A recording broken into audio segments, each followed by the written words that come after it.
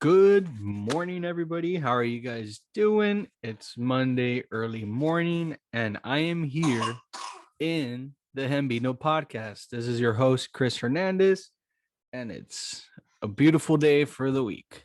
Why? Because it's going to be sunny. It's going to be 84 degrees here in St. Louis, Missouri.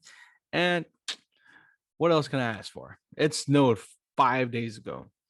All right. So let's start off with a little recap of the beginning of the week. We're going to get into the weekend games. And boy, did we have some playoff games this weekend. Oh my God, it was great. Honestly, I think it was awesome. Great plays overall and almost in every team.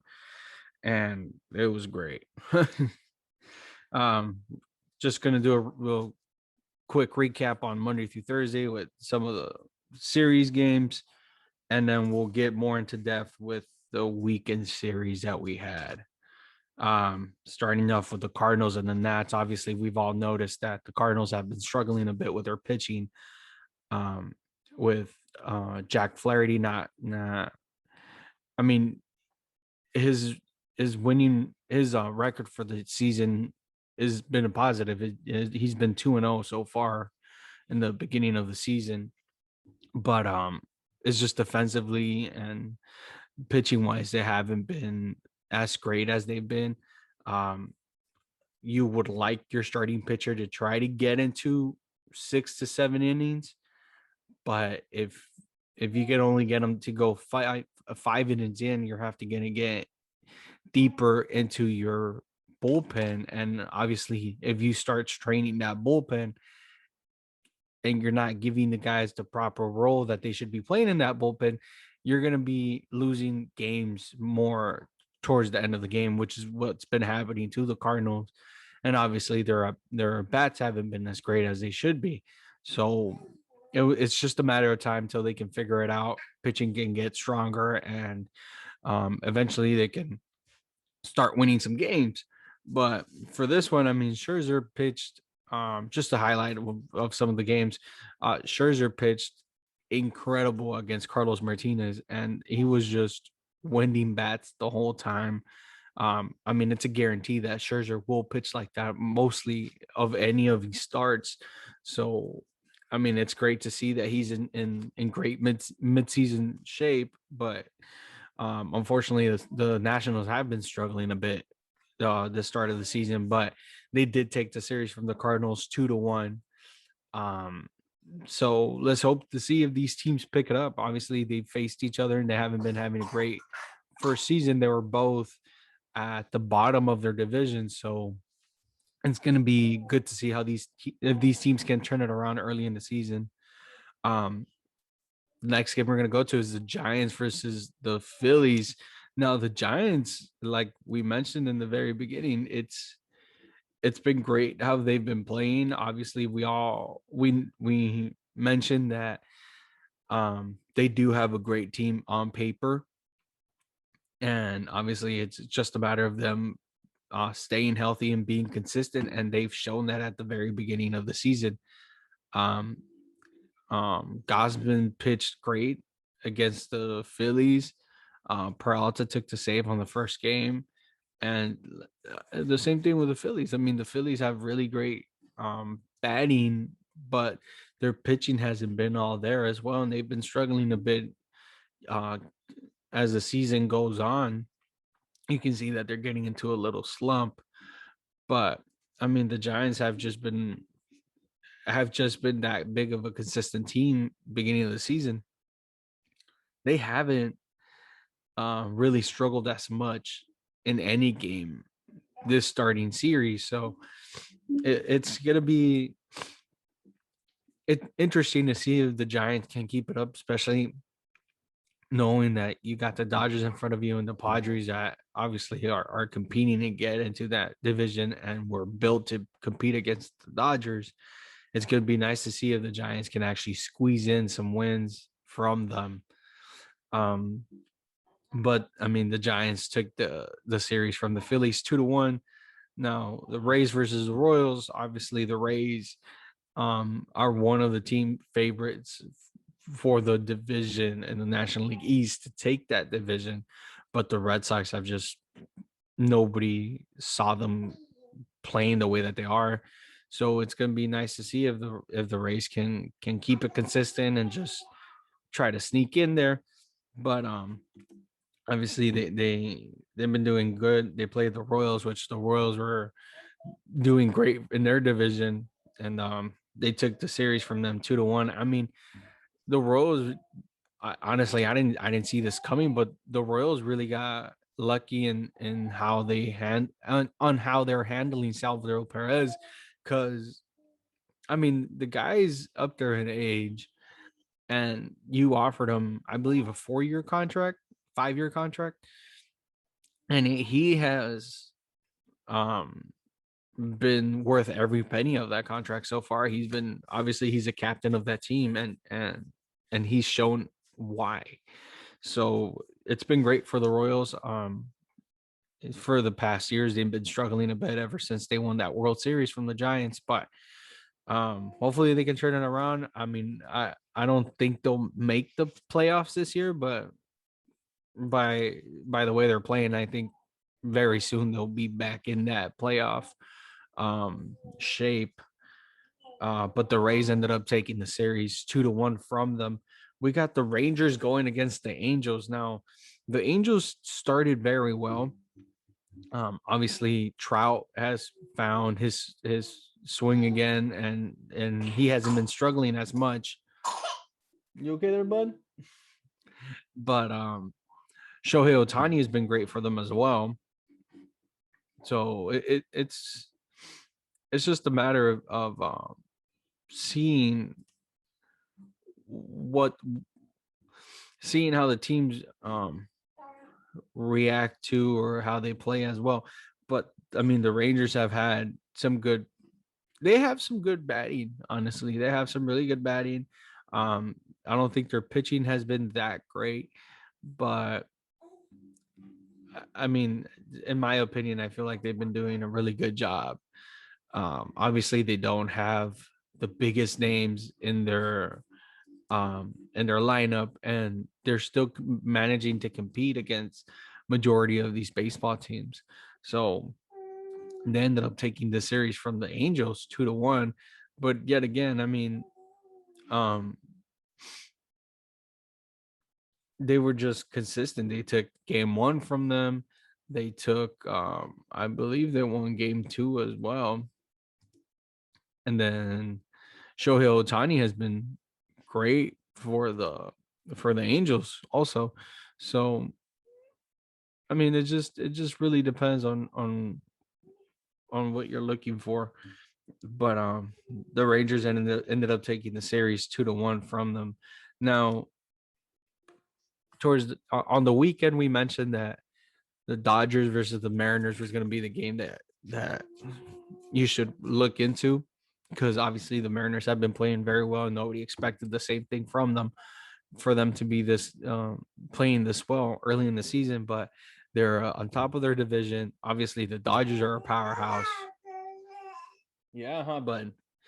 So it was nice to see. It was nice to see the Mariners going toe to toe against the Dodgers, and they did just that. I mean, they played very well. They played very well. They went on to split the series 1-1. But yet again, I mean, it's just the Dodgers staff in there. Julio Urias pitched an amazing game against the Mariners. I believe he got like 11 strikeouts for them. So I mean, the Dodgers pitching just has so much depth in there that it's just crazy. I mean, they've really learned how to manage that pitching rotation, how to manage their how to manage their bullpen. How to manage their bullpen. So I mean, even the Mariners, I mean, they came out the first game, and they came the first game and beating the Dodgers. This kid cracks me up. And they ended up coming in ready to play against them, and they won the first game from them. So it was nice to see. Now, and that was just a 2-game series. So the Dodgers and the Mariners ended up splitting the series. Um, Now going into the Brewers versus the Padres were coming back from a tough series with the Dodgers, a 3-game series with the Dodgers, and it didn't go in their favor. Obviously, the Dodgers won. They avoided the sweep in their very last game, but man, did they face a tough Brewers pitching rotation. They just went crazy against the Padres. Obviously, the Woodruff pitched an amazing game. He went up against No Joe. Um, but Woodruff just pitched. I mean, he's just been great beginning of the game. I know, buddy. He pitched 6 innings, allowed 1 hit, 1 earned run, and he fanned 7. So he did great, and I believe. Yes, buddy. Hi, Bear. How are you doing? Yeah, you just want to be in the show, don't you? And Woodruff got the win, obviously, for the Brewers, and then Corbin Burns, man, he's just, in my opinion, I believe Corbin Burns is going to end up, if it's not Jacob deGrom going for the National League, starting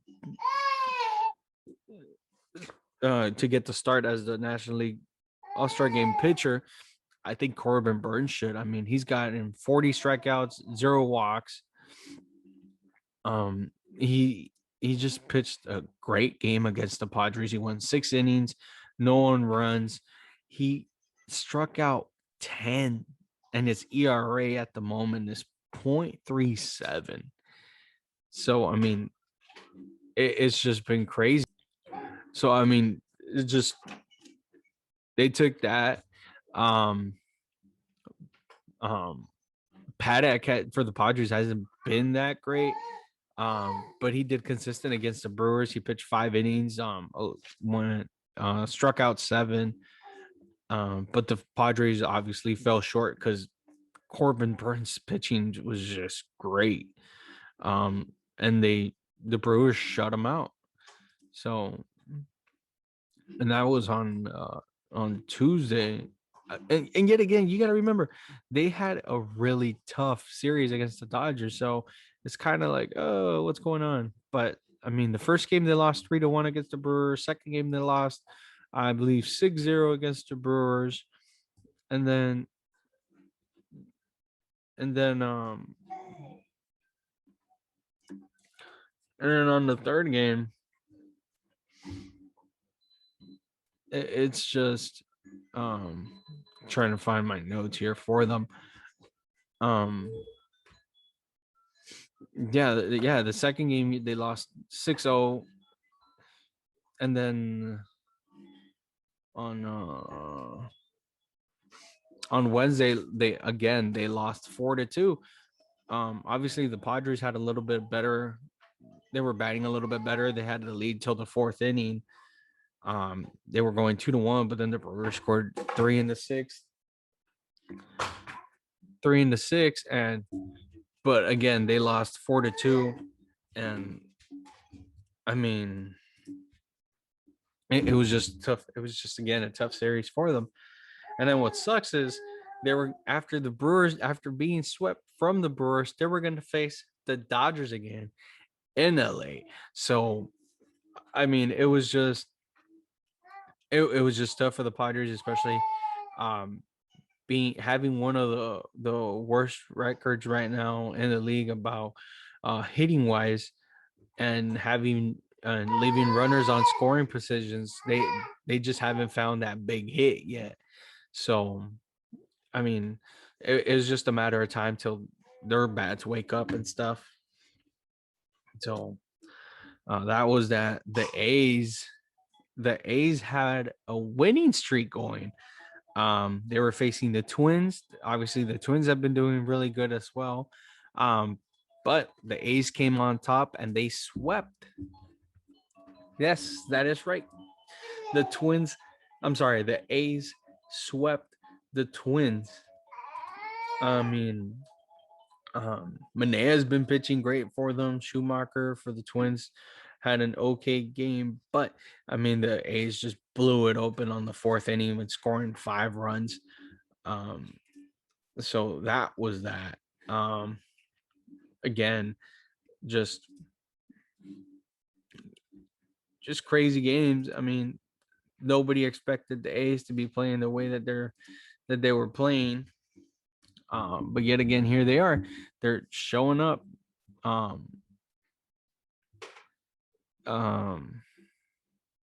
me 1 second. I mean, again, their top players. Mitch Moreland's been being a great DH for them. I mean, that was a good offseason pick. Elvis Andrews, just left fielders. Main Mark Cann has been doing great for them. He's batting 260 with 7 RBIs, 4 stolen bats, and 3 home runs. So, I mean, they just everybody's been mentioning it. It's like the A's are playing the perfect money ball. They picked up little bits and pieces from each team, and obviously they didn't hurt their pockets doing so. And they've just been playing very well to start the season. So that's all really what you can ask for from a team going into these type of games. But I mean, they've been doing just a great job about doing that. So is there really much that you can ask from them? No, not really. But I mean, I don't think that they will keep playing like this. Um, Eventually, they'll have their downfall. Oh, sorry. Eventually, they'll have their downfall. But I mean, again, they've been playing very well. I mean, they beat the Twins in extra innings, 13-2, 13-12 on their series inning game.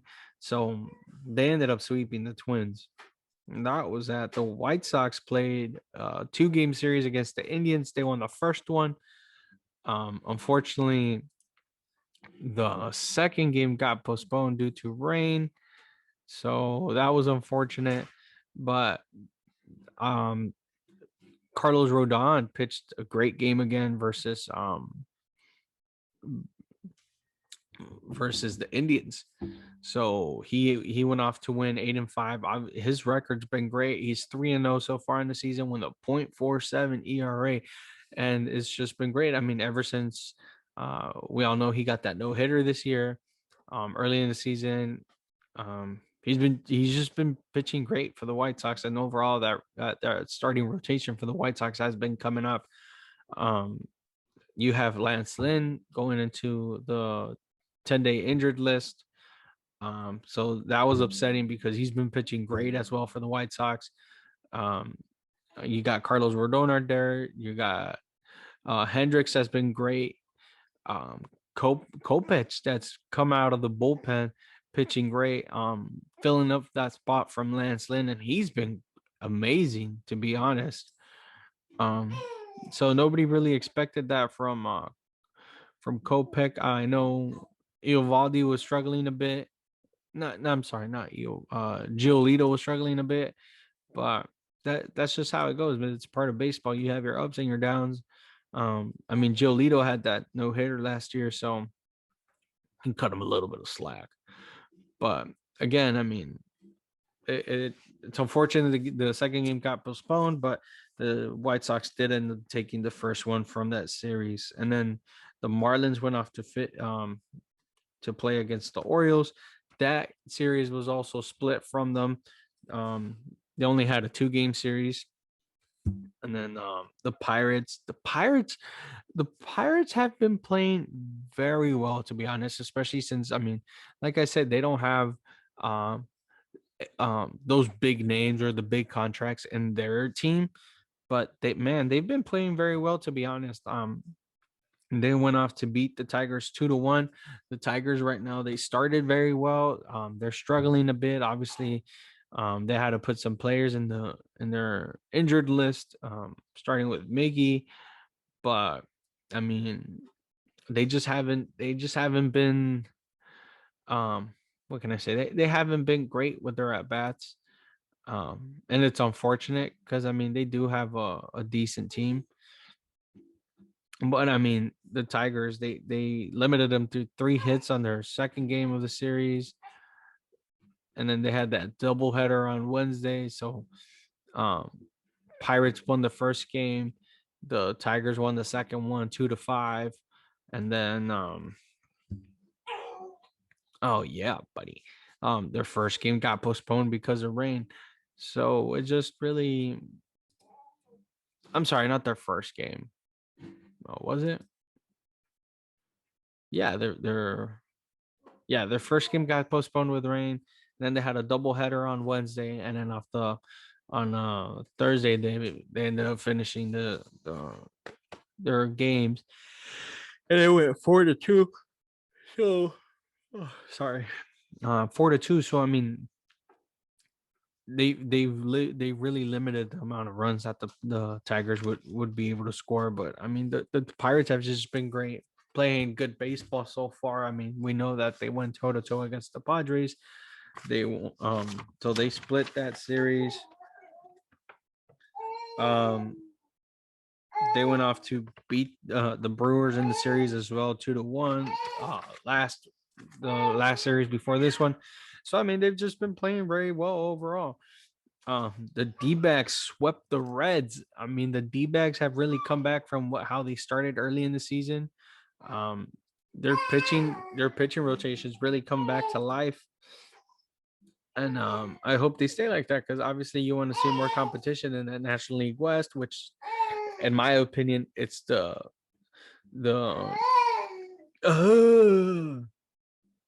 Yeah, I hear you, buddy. Obviously they're in the death division, so I mean you hope more from them, and we've been seeing that their bats have been waking up. They've been great. Gallon had a little bit of a hiccup in that game against the Reds. Their first game, he went 5 innings, allowed 3 runs, but got 6 strikeouts. Uh, they still ended up winning the game 5-4. They scored 2 runs late in the game, so that helped them out. And then on let me see, I believe. Then after that, who pitched for them?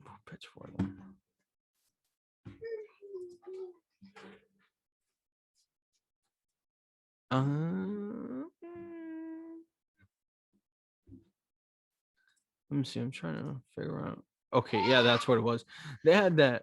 They had a 10 inning game um against the Reds. It was a really good game. Um Winning inner hit but I don't even know if I'm saying this last name right. Uh Widener, I believe. He pitched 5 innings, allowed 4 runs, struck out 7. And for the Reds, it was Hoffman. He pitched 5 innings, allowed 1 run, and struck out 4. But yet again, the game was just crazy. I mean, the Reds scored first in the first inning, and the Diamondbacks in the third they scored 2, and then the Reds they scored 3. Diamondbacks scored 2, and then it just kept going back and forth until the 6th inning. The Diamondbacks opened it wide open, and they scored 6 runs in the 10th inning. And then the Reds tried to make a little comeback for it. They scored 3, but unfortunately, it wasn't enough. So the Diamondbacks ended up winning that game 14-11 in extra innings. So they ended up sweeping the Reds, and it's great because they gave those Diamondbacks a little life coming forward. So that was good to see. The Yankees and the Braves split the series 101.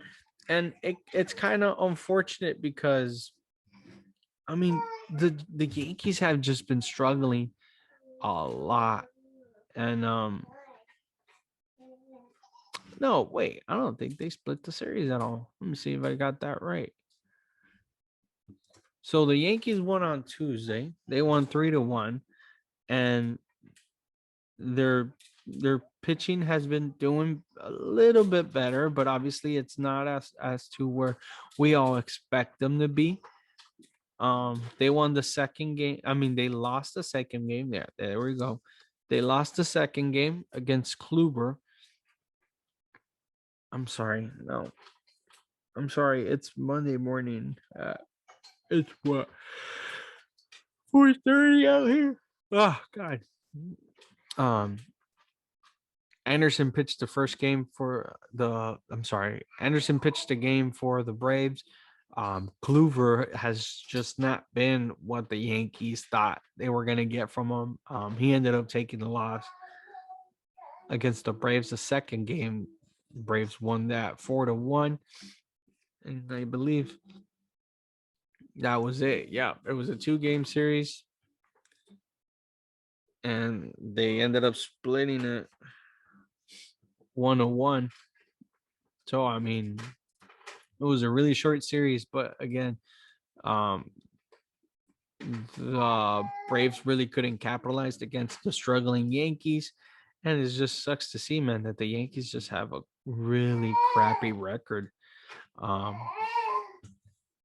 and overall, I mean, it just sucks to see a dominant team be that bad this early in the season. So that was that. Then we have the Cubs that just went full on, just hitting off the Mets.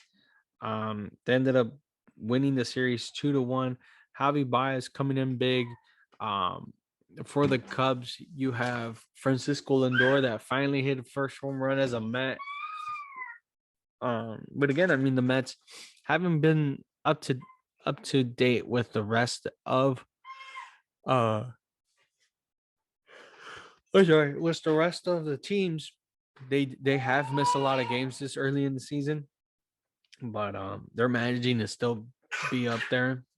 The Cubs did just honestly just outscored the Mets by quite a few runs.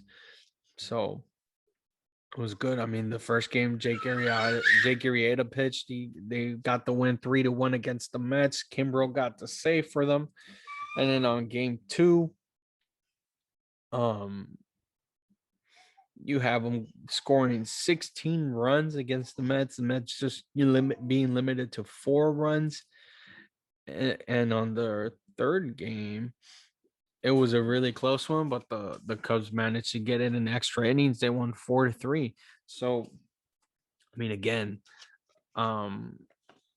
just really good hitting, really good pitching from the Cubbies. So let's see if they can keep it up. Try to stay competitive against the Brewers, because the Brewers and the Cubs have that little rivalry going, and they're both playing good baseball. So it's going to be nice to see how that moves forward. The Blue Jays and the Red Sox split the series 1-1. We all know that the Red Sox have been playing really good baseball. They have a really good chemistry with Alex Verdugo, being one of those captains. Obviously, I believe that Kiki Hernandez has been adding some good vibes in that team as well. I mean, the guy, you look at him and he's always smiling no matter what. So that really helps out the chemistry of the team. You don't want to have a bad apple in there, and you can see that it's just they've just built the bond and they're doing very well. And in my opinion, you want to have a really successful team. That's what you want to have. You want to have obviously you want to have them playing good baseball fundamentals and having a good chemistry, and it's showing. It's showing. So that's good. From the Red Sox splitting that series 1-1. And then we talked about how the Astros were going to face the Rockies, and this was a good opportunity for both teams to see which one would capitalize.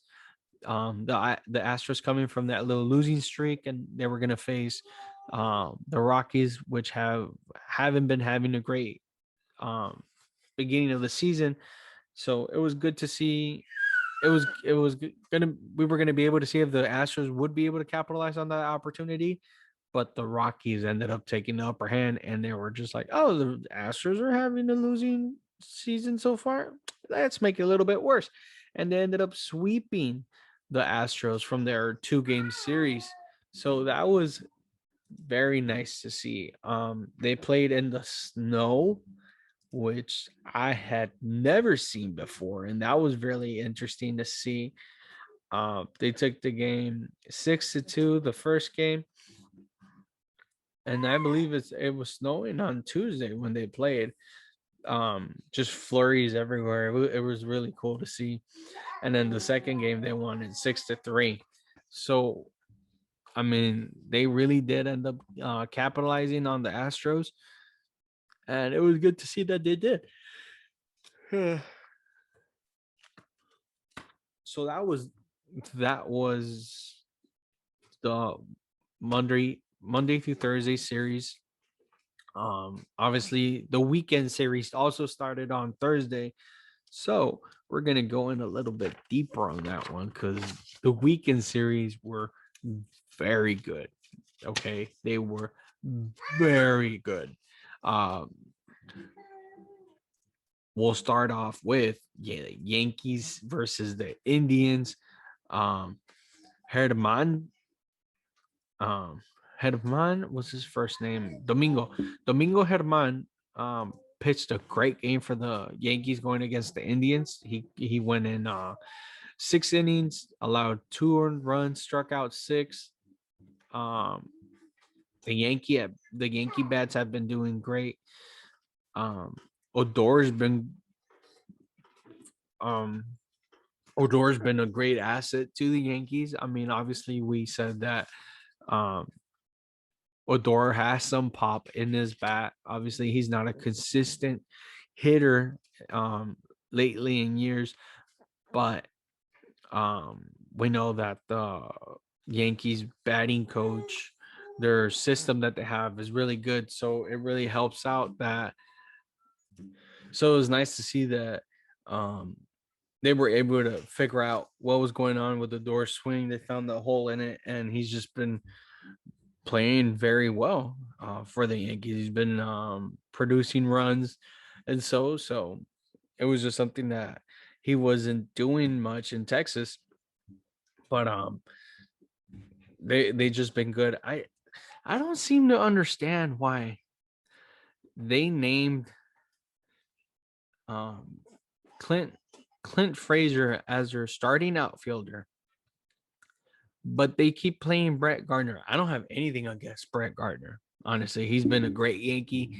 He's been wearing the pinstripes for quite some time now, and honestly, I just love the hustle. I love how he's a captain of that team, or so. But I mean, that kid has earned his spot as an outfielder, as an everyday starting outfielder.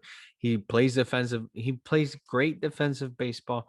Obviously, his bats is in there, but I mean, it's just a matter of time till he can get consistent in batting. It takes time. It's not something that some people can do and come in swinging.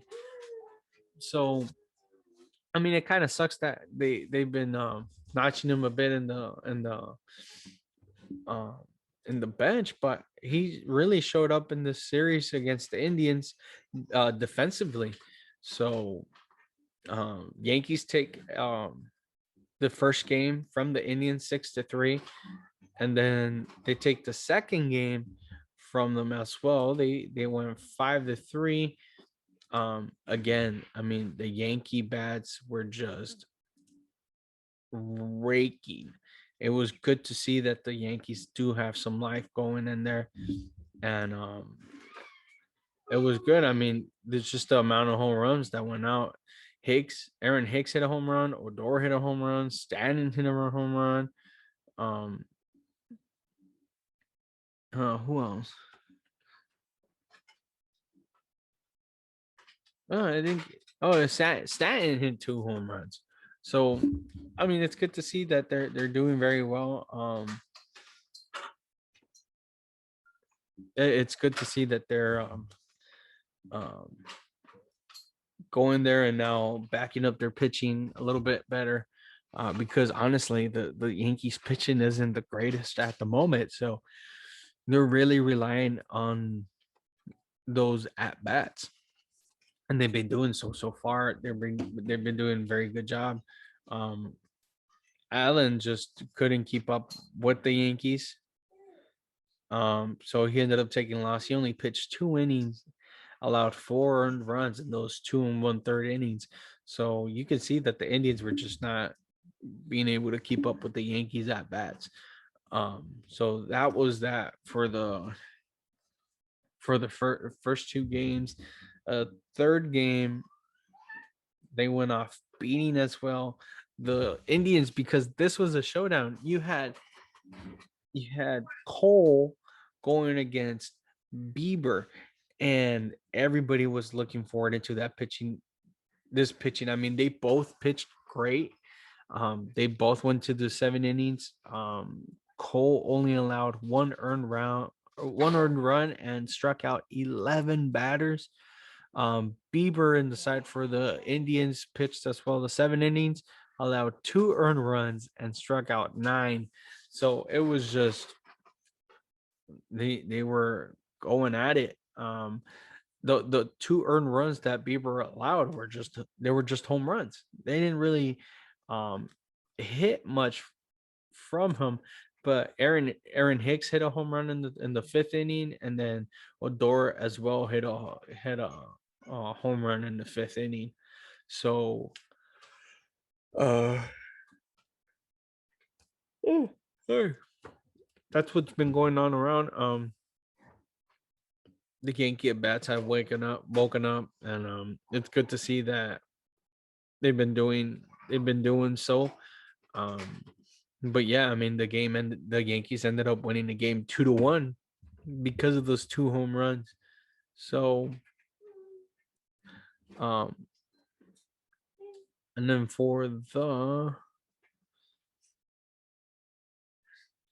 um for the Indians, they were only able to score 1 run in the 4th inning. So uh that was that. And then for their final game, again, the Yankees were really good batting wise, but this is where, sorry about that. They were batting very well, but this is the game that the Indians ended up taking from them. I mean, Tyone had for the Yankees has not been great pitching wise. But again, I mean, you see this. Brett Gardner got the start for the Yankees in center field. Again, they benched Clinton Frazier for that. I don't understand why, but that's the lineup Aaron Boone went with. Obviously they didn't do as well as we thought. Tyone pitched 4 innings, allowed 4 earned runs, struck out 6, but McKenzie pitched 4 as well and allowed 3 earned runs. So that was the beginning to the end.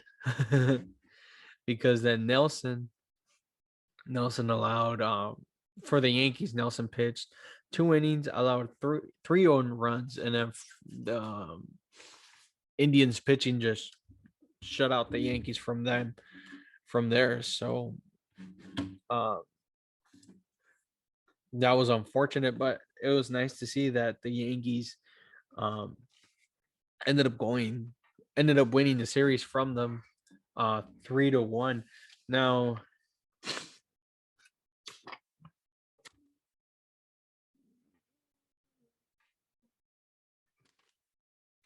the Red Sox split the series against the Mariners. That was good to see. Obviously, we all know that those two teams have been doing great defensively and offensively. The Mariners took the first game from the Red Sox in extra innings. They won 7-3. They scored 4 runs in the 10th inning. So that was a bit hard to come back for the Red Sox. Game 2, the Red Sox won 6-5. The Mariners tried making the comeback. They scored 3 runs in the 9th inning. They just fell short by 1 run. Again, just overall great hitting, great pitching from both sides. Eovaldi had a bit of a struggle against the Mariners on the third game. They just started the game racking off of them. They scored 4 in the first 2 innings, and then they scored another run in the fifth, scored 4, another 3 in the 8th and the ninth. So they ended up winning the game 8-2 against the Red Sox. But again, I mean, the Red Sox took the first 2 games from them, and then I'm sorry, no, they were going back and forth in the first few games, but the Red Sox ended up winning their last game against the Mariners yesterday, and they went 5-3. So again, those are the 2 teams that have just been playing very well, and they're been playing very well and have been showing it in their division. So again, it's just been great pitching. The Astros came back and won a series. They faced the Angels. Obviously they were going through a slump, but they were able to come out from that, face the Angels that have been struggling for a bit, and just capitalized from that. So I mean, it would have been nice to see them capitalizing from their series with the Rockies, but it was just good pitching overall. Again, I mean, the Astro bats have just been great. They scored 5 runs in the second game. They ended up, I'm sorry, no, what the hell am I saying? Yeah, they scored 5 runs in the second game. They won the series 5-4 in the second game. And then on the third game, on Saturday games, they just went full on out.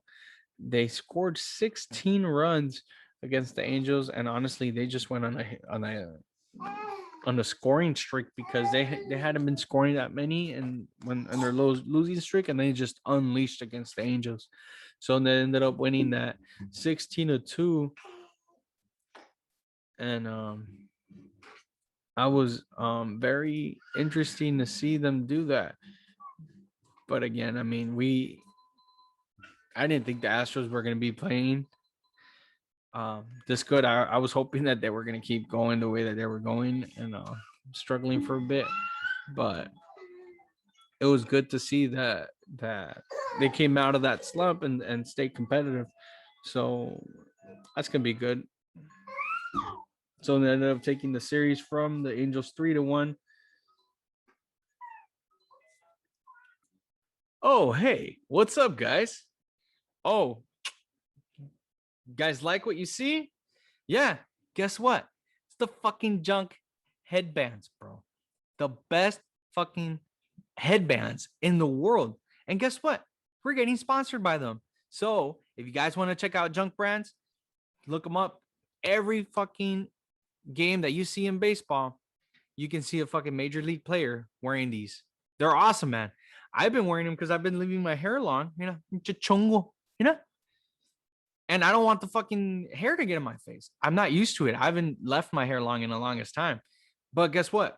For working out, it's amazing. I get on my fucking bike, obviously, because my fat ass isn't going to run. Come on, guys. I get on the bike, sweat doesn't get on my eyes, man. I love it. It's just very resistant. It's cool. I like it. I can show off my team without wearing a hat. And guess what?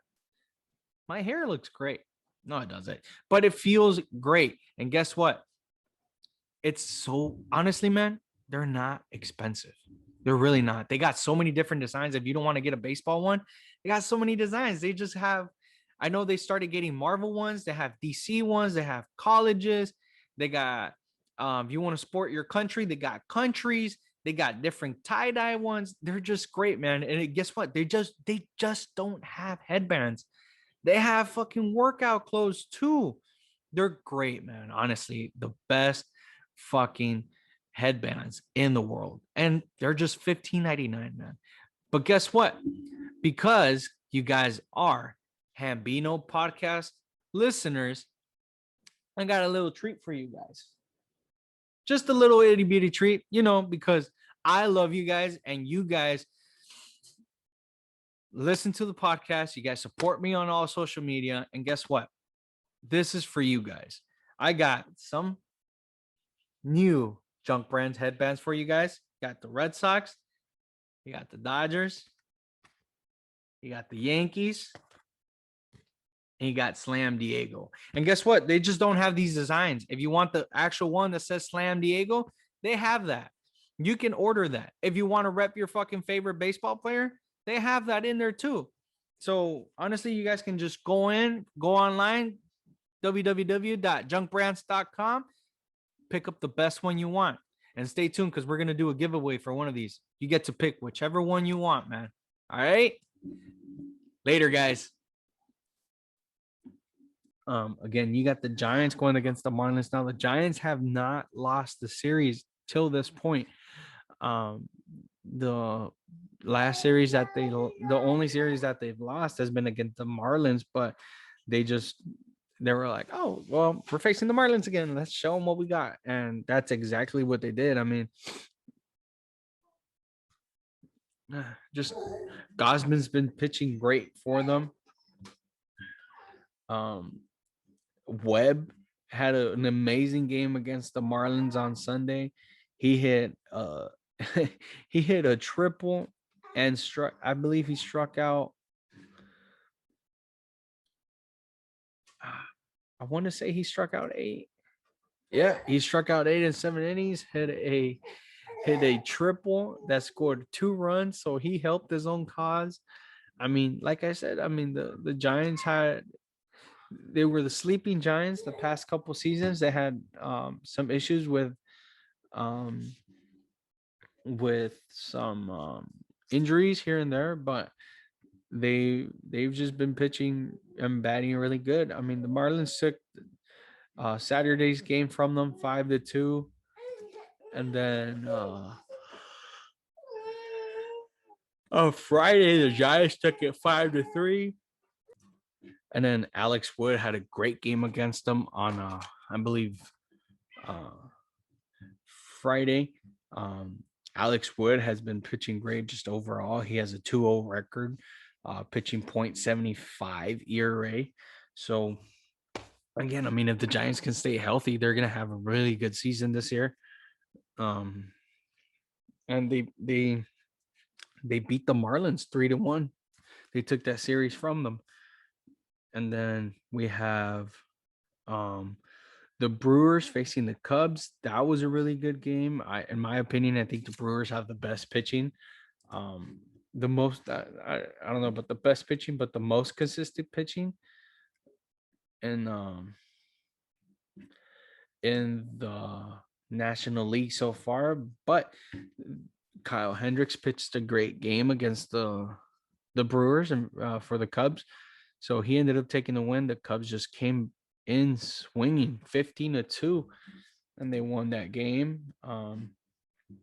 The second game, let me see if I can find it. The second game, Woodruff beat Jake Arrieta, and they ended up taking the game 6-0. Woodruff he's just been pitching great. He has a 2-0 record, and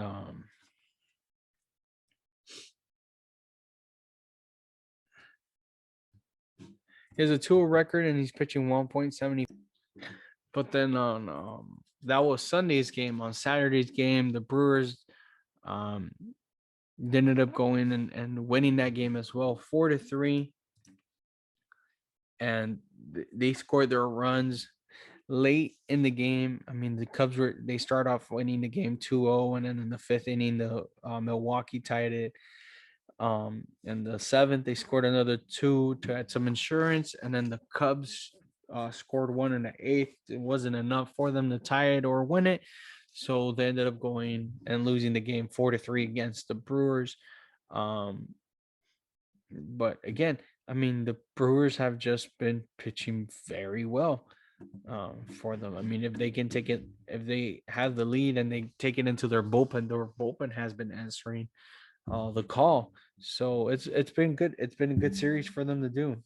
The A's went off to face the Orioles, and again, remember that the A's do have a winning streak going, but it didn't last as long as we thought they would. They only went on to have a 13-game winning streak. The Orioles took the last game of that series to avoid the sweep, and again, they've just been pitching and playing very well.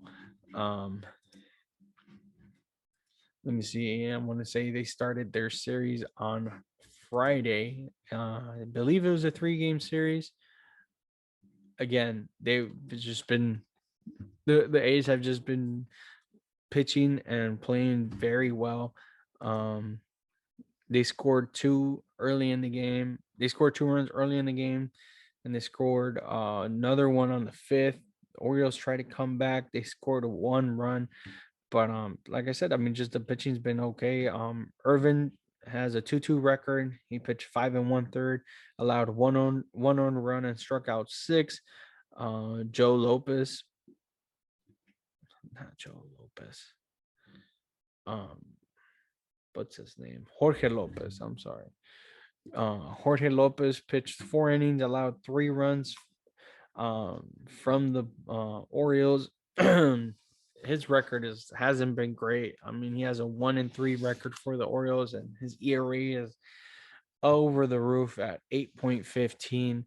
But I mean, the Orioles are in a very difficult division, so hopefully they can turn it around a bit and stay in a winning percentage average and a winning average. But again, I mean, the A's have that money ball working for them right now. So they took the first game on Friday. They took the second game on Saturday. They beat them 7-2, and then the third game, the Orioles just unleashed the Kraken, and they beat the A's 8-1.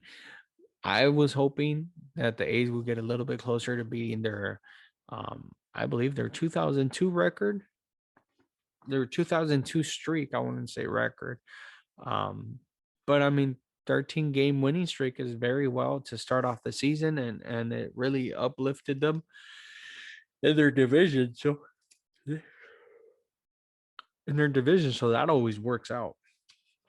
The Royals swept the Tigers. Obviously, the Tigers are struggling right now in the moment. They have some players in the injured list, including Miggy.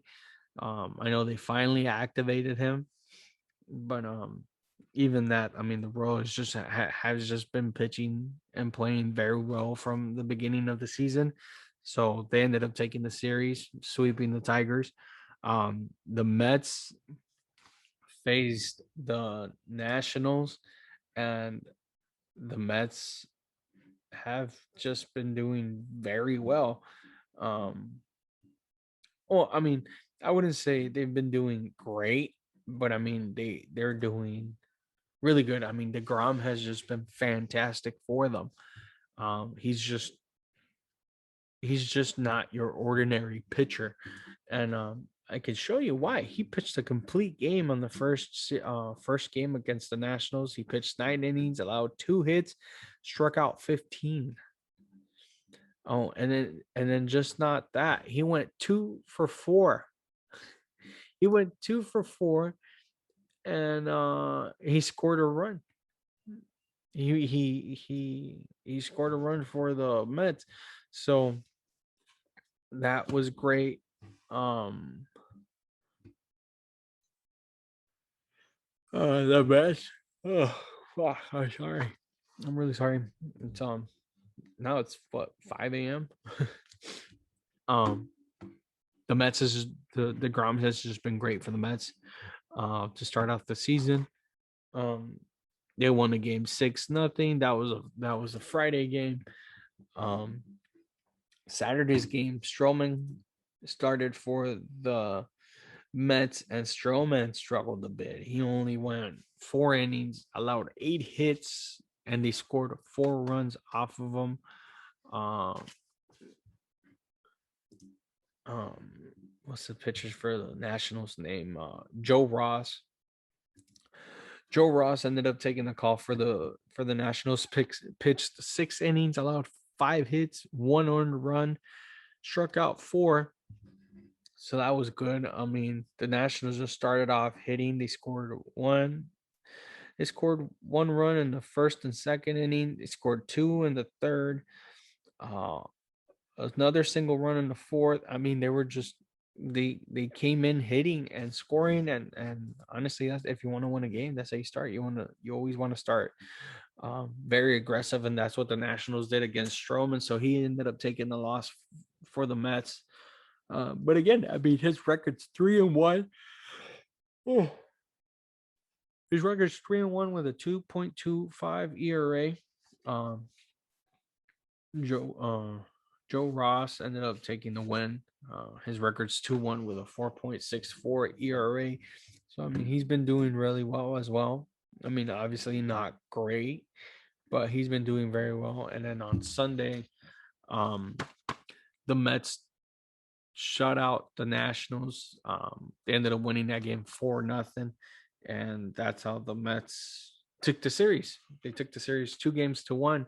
So that was good. The Blue Jays ended up facing the Rays again. They took that series 2-1.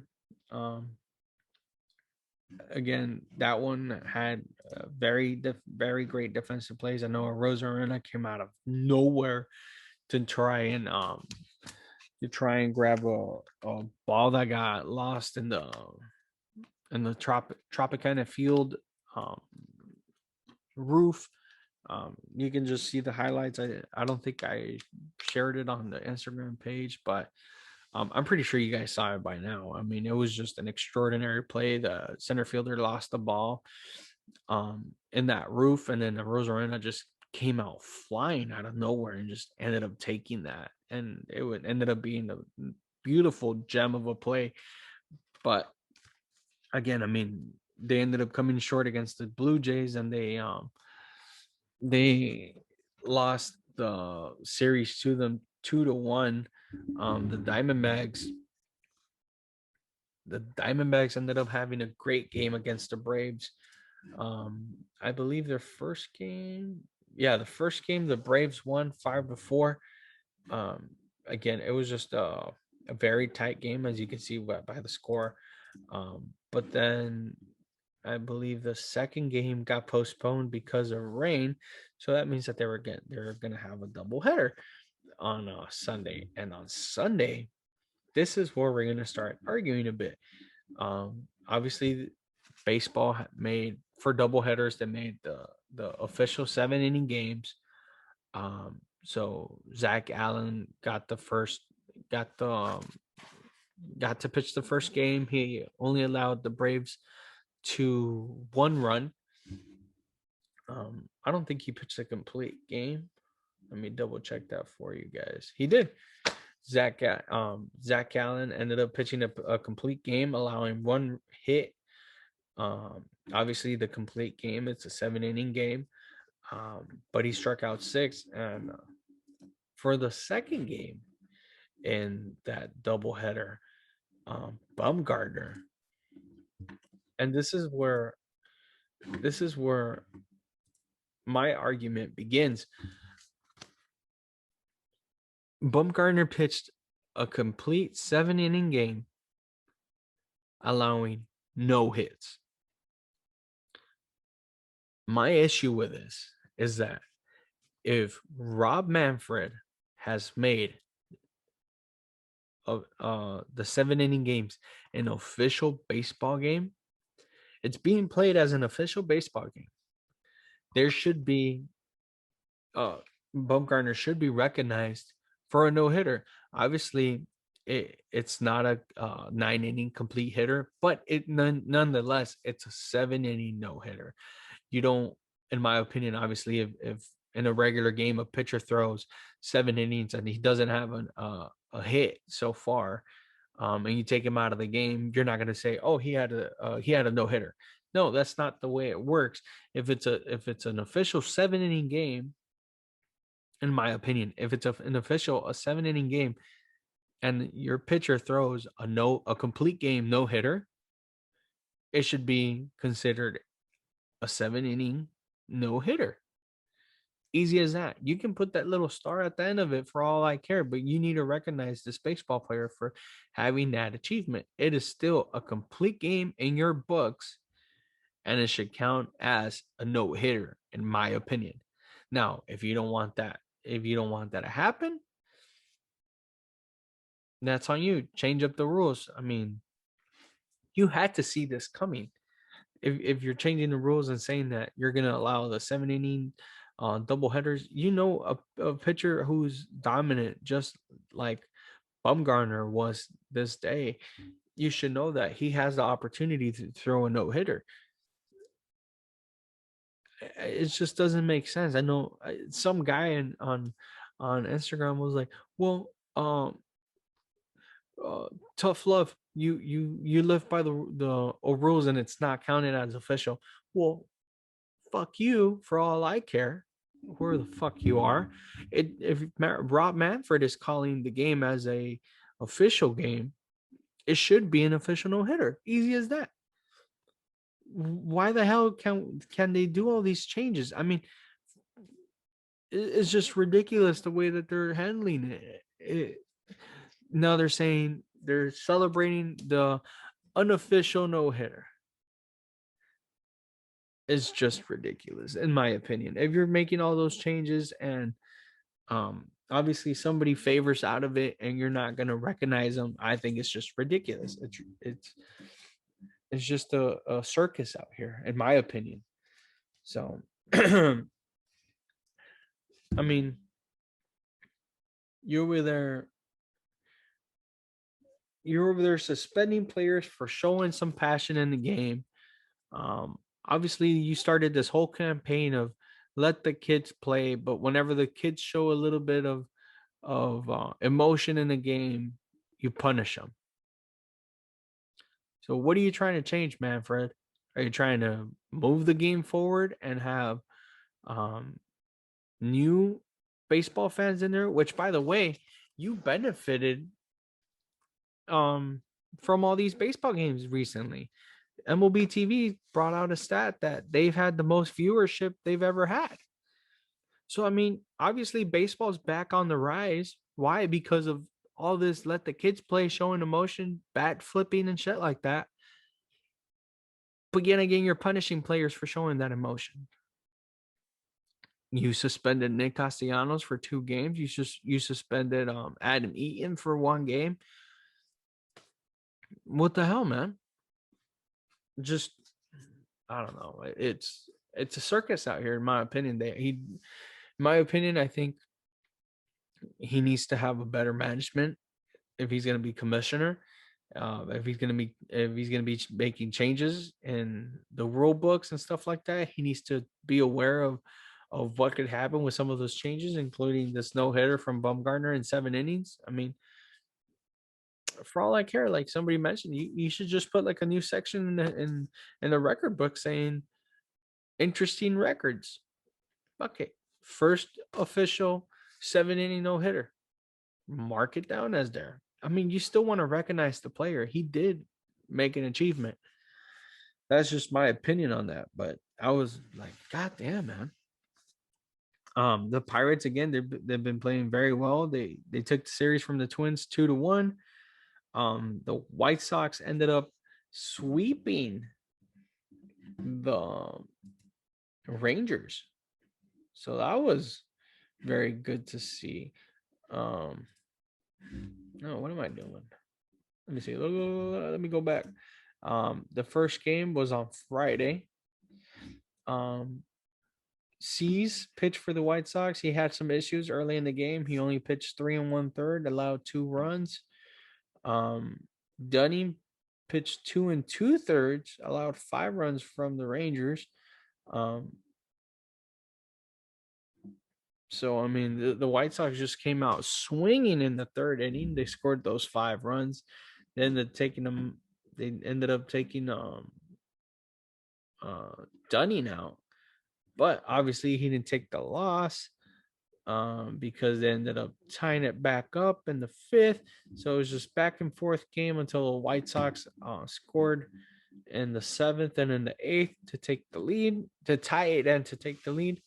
They ended up winning that game 7-9. So that was a really good game. And then Hendricks, was it Hendricks? No, because he's a reliever. Yeah. Dallas Keuchel pitched 6 innings for the White Sox. Hitless, to be honest. Well, no, not hitless. They hit 7 out of him, but he didn't allow any earned runs. Struck out 2 in those 6 innings, surprisingly. Gibson threw 6 for the Rangers, allowed 1 run, struck out 5. So it was a really just short scoring game. The White Sox ended up walking it off in the ninth inning to take the game 2-1. And then on Sunday's game, man, Michael Kopech pitched a majestic game for the White Sox. Obviously, he didn't pitch last year. I believe he had a injury going on. But man, this kid can fucking pitch. He pitched 5 innings, allowed 1 earned run. All right, allowed 1 earned run, struck out 10. Yeah. He only allowed 1 earned run. That earned run was a home run from Dahl. And the rest, he was just like, boom. He struck out. Jesus Christ. This kid struck out 10 in 5 innings. Imagine if they would just let him go. This kid's pitching from the bullpen. The only reason why he's filling in is because Lance Lynn is injured. But man, it's good to have this kid in the bullpen, man. Because if you need that extra pitcher just to give your starting pitch rotation an extra day of rest, damn, he's 2-0 in the season. His ERA is 1.72. I mean, this kid's just pitching great. And just overall, Jose Abreu's bat has come back to life. I mean, he's batting 225, but he's he's getting back into his MVP form so far. He has 5 home runs, 17 RBIs. Like we said, his ERA is 2.25, so he's been doing great for the White Sox as well. The Yerminator's been doing amazing for the White Sox. In 70 at bats, he's hit 4 home runs, scored 15. His average is 4. His batting average is .4414. I'm like, damn, man. He's just been doing great. He's been their DH so far, and it's just been very well for the White Sox so far. Hopefully Lance Lynn can come out of that injured list soon. He can get back on my fantasy lineup, get some points in. But I mean, the Cardinals ended up sweeping the Reds 3-0. The pitching for the White Sox, not for the White Sox, for the Cardinals finally came to life. Their hitting also got very well. And it was good. I mean, Kim got the win for the Cardinals. They ended up winning the first game 5-4 on Friday. On Saturday, they beat the Reds again. Like I said, they swept them. But Gant got the win for them. Gallegos got the save. They beat the Reds 2-0. And then on Sunday's game, they beat the Reds 5-2. Jack Flaherty Again, he's been undefeated in his starts. He's pitching 3.18 ERA, so they ended up taking that from Luis Castillo, taking a loss for the Reds. So I mean, again, they've just been doing really well. The Rockies ended up playing the Phillies. The Phillies have been struggling late in these games. Um, and it's nice to see that the Rockies are getting out of their slump that they had beginning of the season. But just Trevor Story, man. I mean, I don't know if the Rockies are going to keep him or they're going to end up trading him.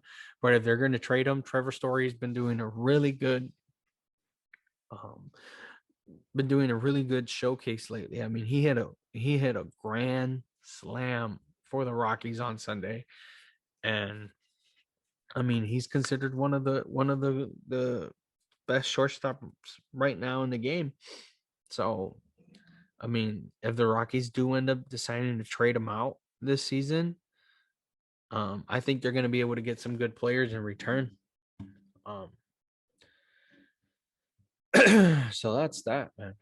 Now, going into the game, that everybody was looking for. Everybody was looking to see this series again. This has been the most anticipated rivalry in baseball. We mentioned in the beginning of the when we first started this podcast. We mentioned it a week ago when they faced each other. Guess what? The Padres and the Dodgers had a 4-game series, and it was just a fucking show. It was a really good game. What can I say? Starting off the first game, and this is a game that we're going to go a little bit in deeper, obviously, because it's a game that almost everybody has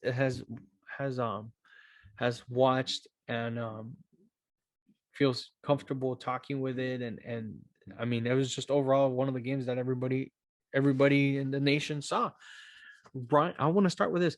Ryan Weathers, the rookie, has dominated the Dodgers in both the games that he's pitched against them.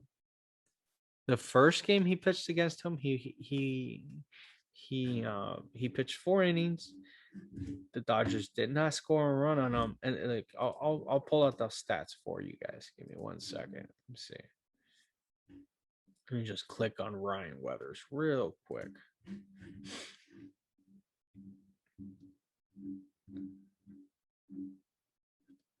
See if I can find game logs. There we go. April 16th, Ryan Weathers pitched 3.2 innings, limited the Dodgers to 1 run, 2 walks, struck out 3. April 22nd, he's facing the Dodgers. He's facing the Dodgers in LA. He pitched 5 2/3, allowed 1 hit, 1 walk, struck out 6, and hit a batter. This kid has been dominating the World Series champs. Dominating the World Series champs. He's pitched 9 1/3 against them. Only allowed 2 hits. I'm telling you guys, right? I hope the Padres do keep this kid because, man, is he fucking pitching great for him. They brought him back. They brought him up to the big leagues last year into the postseason to try to fill out those pitching spots they had injured. And this kid has answered, man. I mean, he pitched 5 2/3, allowed 1 hit. His ERA is 0.59. He hasn't won a game yet. He hasn't lost one either. But man, is he fucking pitching great. Walker Buehler pitched a great game as well for the Dodgers. He went 7 innings, allowed 4 hits, 2 earned runs, struck out 9. And the Padres ended up taking the first game 3-2.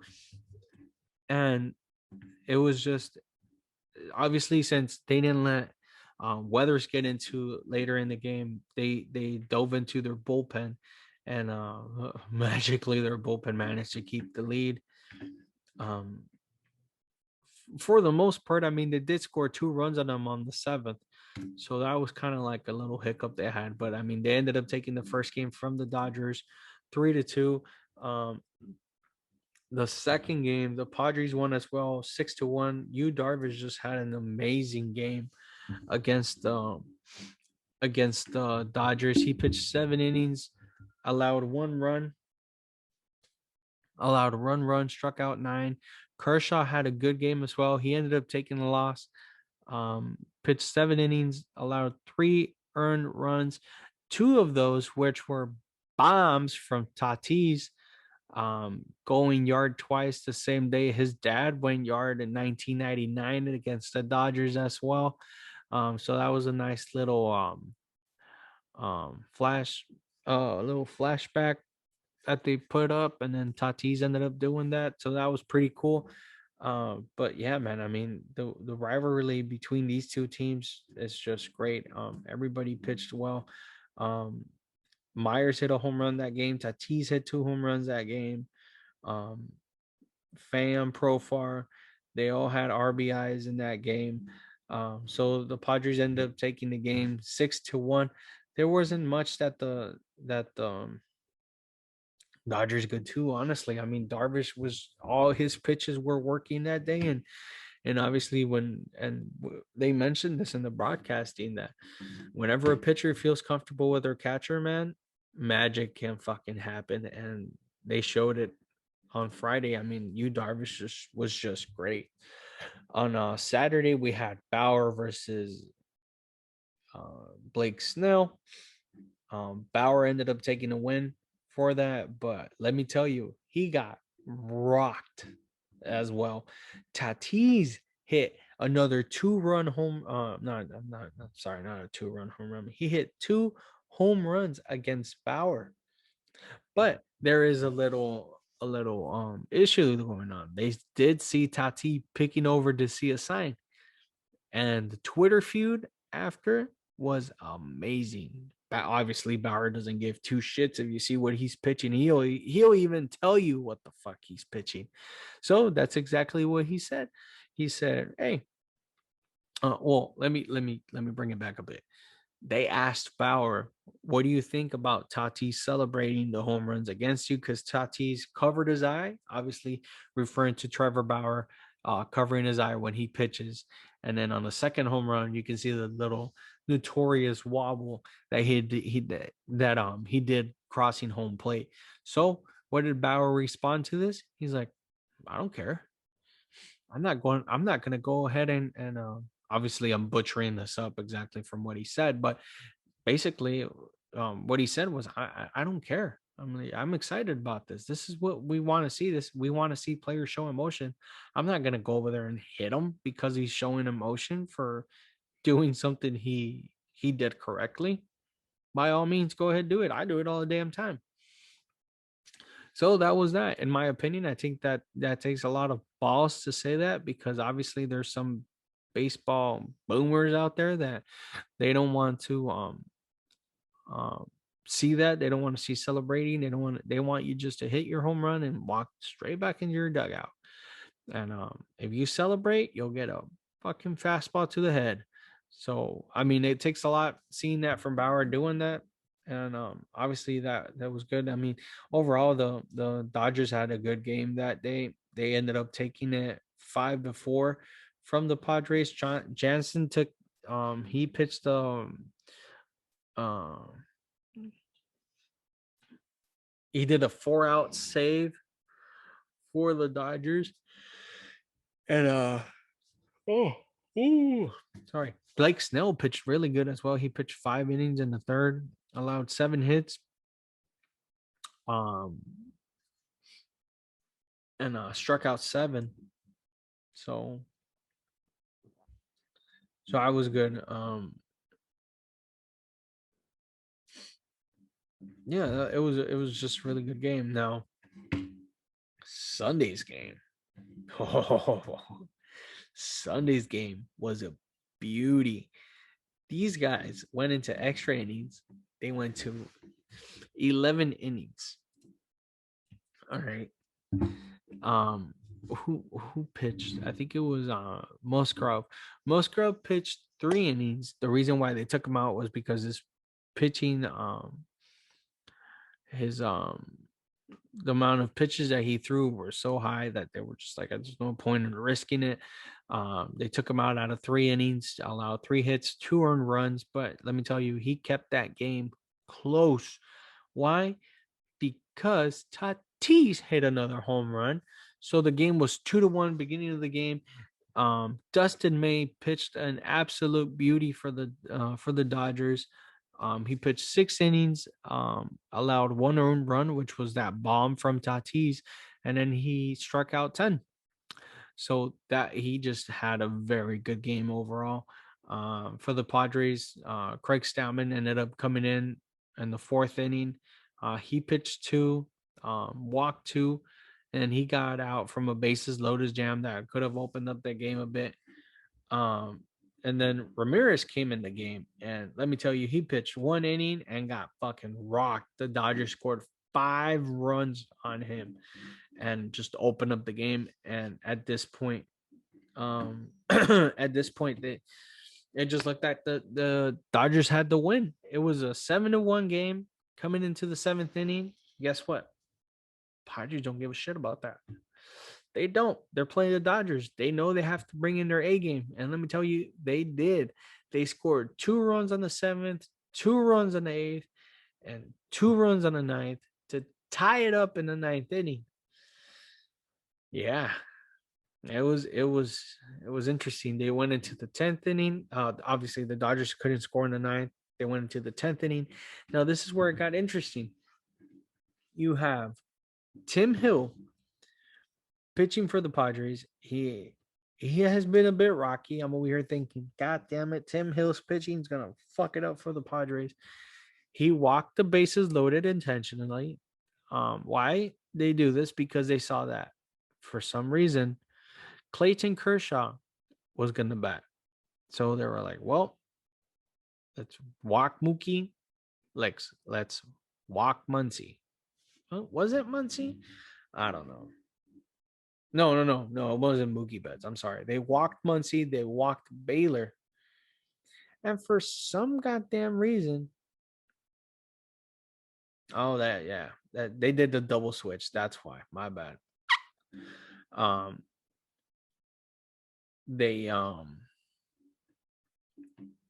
Kershaw was gonna come up to bat. So why did they do that? Well, obviously, they walked the bases loaded.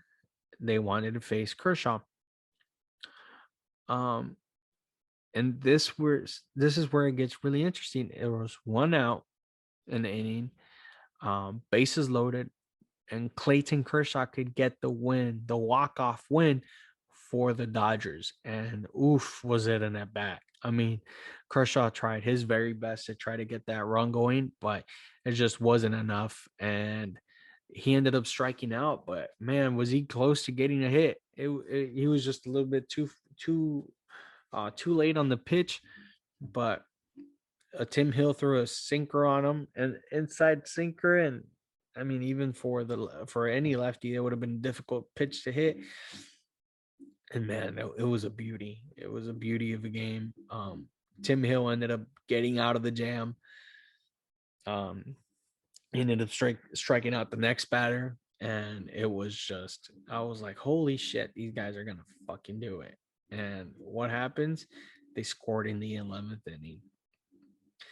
The Padres ended up scoring in the 11th inning, and then Mark Melancon came in, closed it up, and the Dodgers blew a 7-1 lead and lost against the Padres. The Padres ended up winning the series from the Dodgers 3-1. So I believe so far, let me do the math real quick. They played 3 innings. Dodgers took 2. This one 3-1. So far the Padres are winning the series against the Dodgers overall 4-3, and these guys face themselves a couple more times. And just the same way Justin Turner mentioned it, every baseball fan is going to get to see some big postseason games in the regular season. So, I mean, I'm really hoping that this keeps on going. I'm really hoping that both teams end up being as dominant as they are. I know we all know that the Padres were struggling for a bit, but it's just been great. I mean, now as of this morning, this is how the standings are. Boston is leading in the American League East. Um, Tampa Bay's are in second place, 2.5 games behind. You got Toronto 3 games behind, Baltimore 4 games behind, and tied with Baltimore, the New York Yankees, 4 games behind as well. At least the Yankees don't have the worst record in the American League anymore, but they're still in last place in their division. The Royals are in first place. They got a record of 13-7. The White Sox made a comeback. They were going down in their division. They're picking it back up. Their record is 12-9. They're a game and a half behind. The Indians are 4 games behind. Twins are 6, and the Tigers are 7 games behind. So that's a big gap in between those teams now. Oakland, even though they had that winning streak, they're in first place. The Mariners are right on their tail, 1 game behind. You got the Angels 3 games behind, which are still doing very well. They haven't been that far off from first place. The Astros are 3.5 games behind, and the Rangers are 5 games behind. The Mets are leading their division in the National League East. Obviously, you guys understand they haven't played as many games as most teams, but they're still considered in first place. The Phillies, even though they're struggling a bit, they're in second place. They're a game behind. The Braves started their season a little bit rocky. They're bringing it back up. They're 2 games behind. The Marlins are 2 games behind, and the Nationals are 2 games behind. Obviously, the Braves and the Marlins are tied in third place. The Nationals are missing a game, so that's why they're in fourth place. But that's that. Milwaukee is leading the National League Central with a record of 13-8. You got the Cardinals that were in last place in their division. They're bringing back up because they swept the Nationals. So they're in second place. They're 2 games behind. Pittsburgh is 2.5 games behind. The Cubs are 3 games behind, and the Reds that were leading the division as the season started, they're falling all the way to the end of their division. Now they're 4 games behind. The Dodgers, of course, are leading the National League West. Obviously, even though they lost the series 3-1 against the Padres, they're still in the top of that division.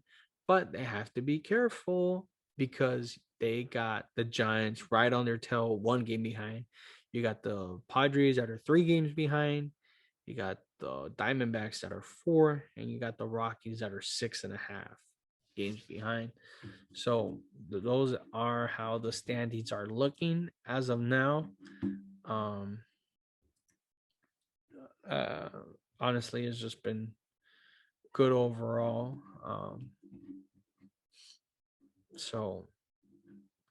Obviously that's what we're gonna go ahead and see. Now, let me see what are the games that we're gonna see beginning of the week.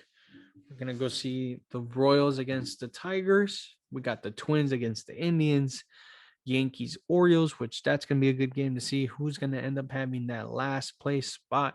You got the A's going against the Rays, which they've both been playing very well. You got the Cubs going against the Braves, Marlins against Brewers. And again, it's going to be nice to see Corbin Burns back in the mound today, see how well he does. You got Adam Wainwright going against the Phillies.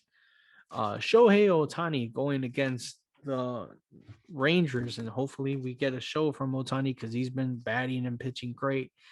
You got the Astros going against the Mariners, Rockies against the Giants, and now you got the Dodgers against the Reds. Now this is going to be good for the Dodgers because obviously the Reds have been slumping a little bit, so they can try to pick up some